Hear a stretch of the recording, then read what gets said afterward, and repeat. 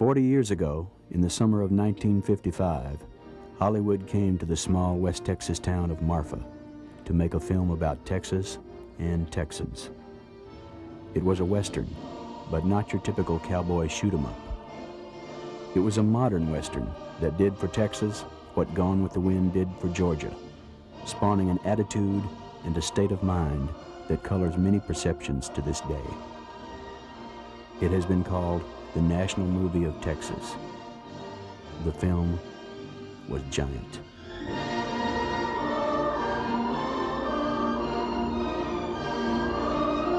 Hollywood has had this sense that Texas is one of the unique places in this country. There aren't that many places anymore that have a unique feel to them.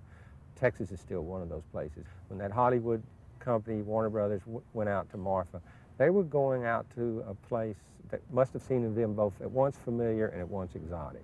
Because here was a place that they had ideas about from having seen films. They knew what cowboys were. They'd seen films about cowboys.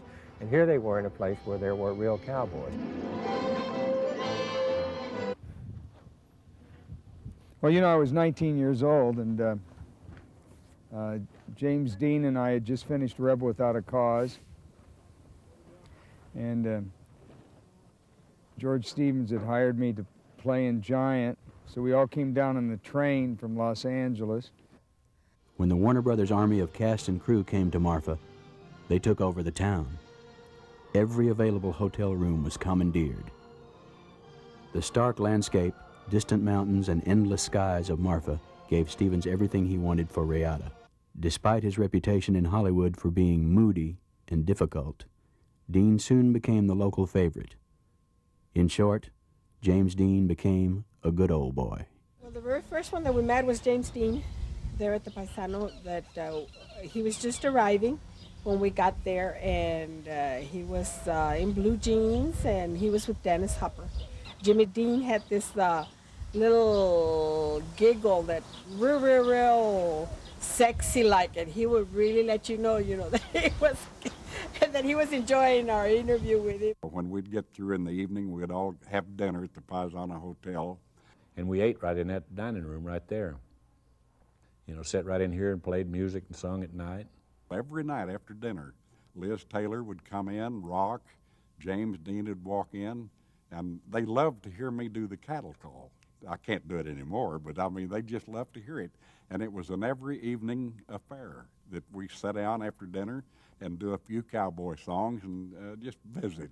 I remember James Dean, and they were all celebrating and they were all excited because they were going back home. And then, of course, the tragedy happened. The place where Giant was shot has been treated in subsequent works, in a number of subsequent works, as kind of a sacred place. It's very odd.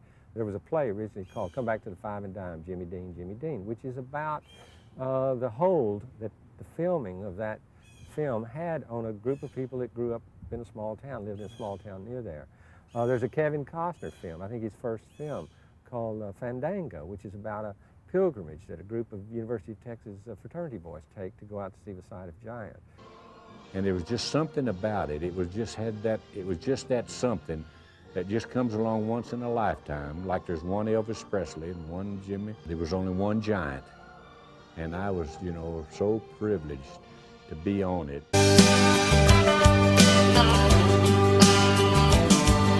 A young man from a small town with a very large imagination lay alone in his room with his radio on, looking for another station. And when the static from the mouthpiece gave way to the sound below, James Dean went out to Hollywood and put his picture in a picture show.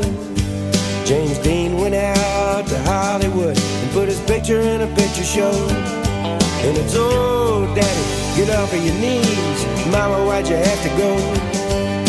Your darling Jim is out on a limb. I put my picture in a picture show. Oh, my picture in a picture show.